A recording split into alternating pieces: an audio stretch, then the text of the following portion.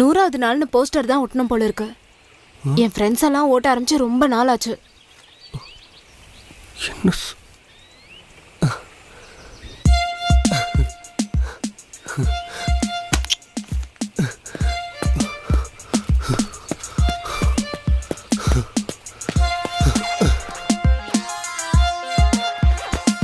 நான் உன்னை பார்க்குற ஒவ்வொரு முறையும் நீ 100 மடங்கு அழகாயிட்ட போற.